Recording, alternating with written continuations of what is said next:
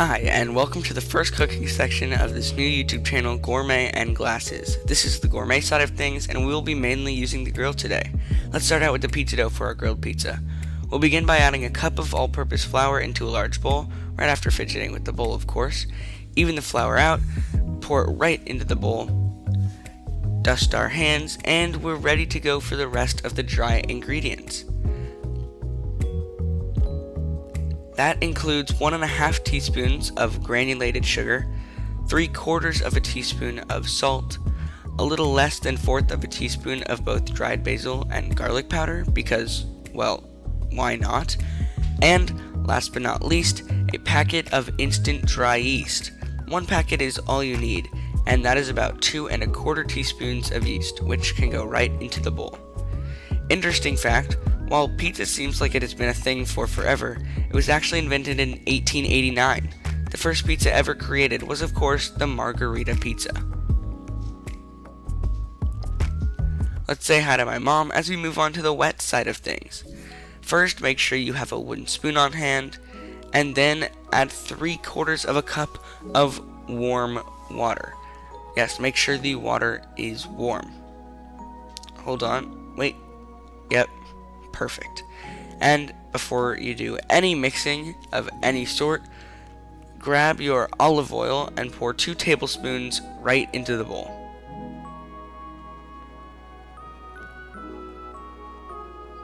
There's one.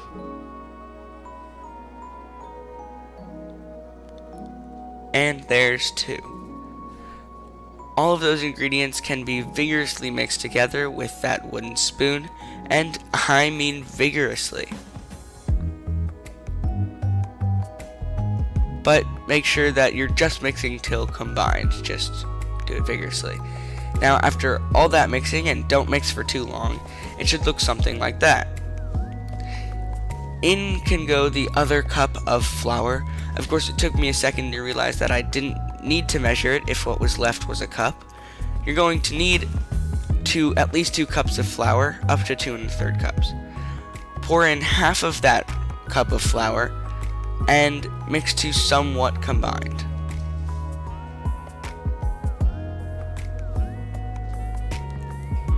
While we wait for me to do that, how about another fun fact? The colors on a pizza were invented to resemble the Italian flag, which is kind of obvious now that I think about it. Once you've done that, you can add in the rest of the flour, giving it some more good mixing. First, spill some flour on the table as you messily mix the pizza dough, and then give it a little mix with those fancy tools on your arms.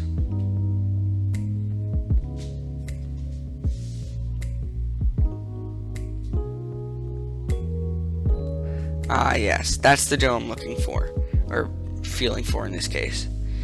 Once your dough is pulling away from the sides of the bowl and feels like a dough, and looks like something we have right here,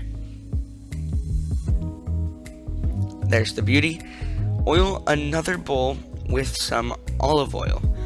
I am using a glass bowl so y'all can see the doubling of the dough, but any bowl works. Make sure the oil is all around the bowl to make sure your dough doesn't stick.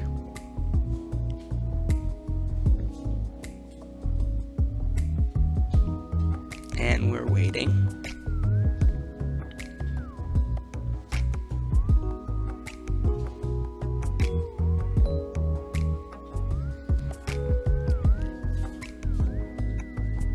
Give your brush a little shake, making sure to get the oil everywhere, and add in your beautiful pizza dough.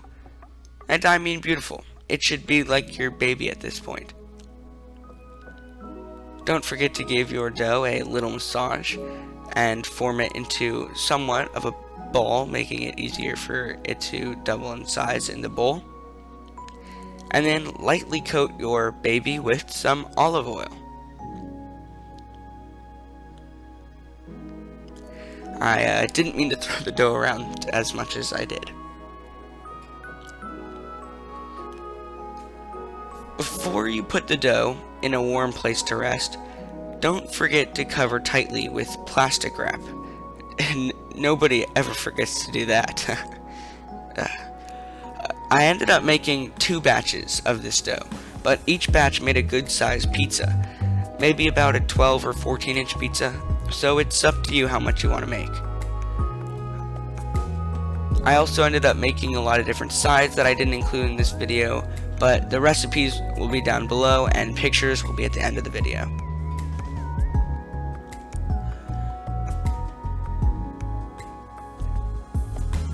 Once you're done with that, set the dough aside in a warm place to double in size. At this point, you can get started on any sides that may take a while. While my dough rests, I'm going to go ahead and make some caramelized onions to top one of the pizzas. What you'll need to do is grab a small to medium saucepan. The onions will cook down a lot. 1 medium onion sliced into something like this, like what you just saw, and of course some olive oil to coat the bottom of your pan. Add in those sliced onions into the pan, doing your best not to spill.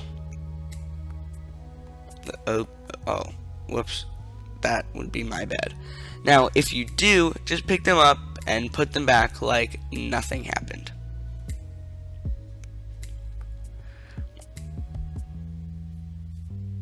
Once you've done that, just give them a bit of a stir.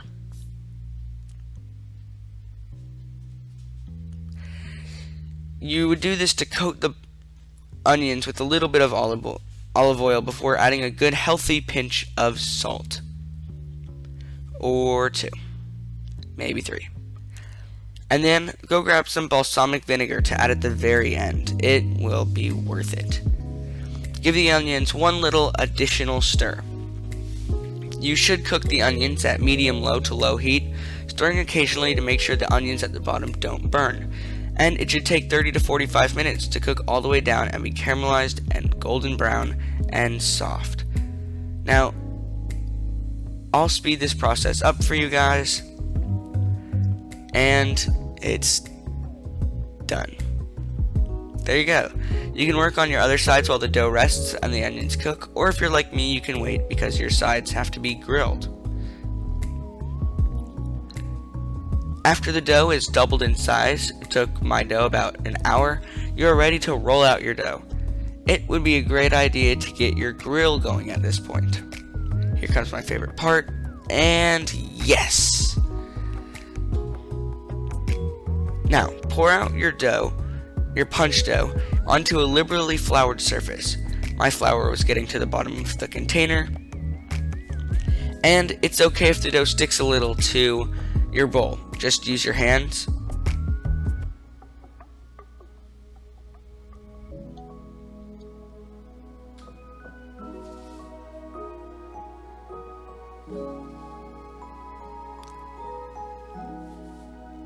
And give the dough some kneading to get the juices flowing in the dough and in your arms, and make sure that you are using enough flour. Grab a rolling pin and flour that so you're ready to roll the dough out when needed. The dough should feel light and easy to knead.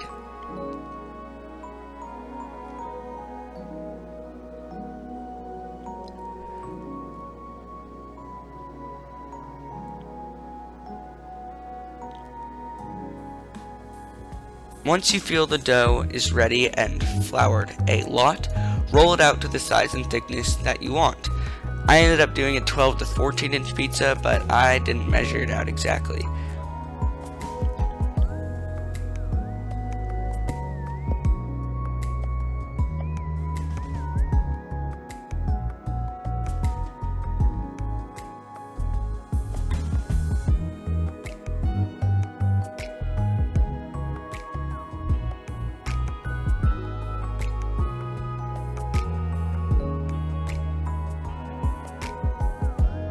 Once you've got that ready, you can either put your dough onto the grill immediately, or if your sides are meant to be grilled, then you can do that.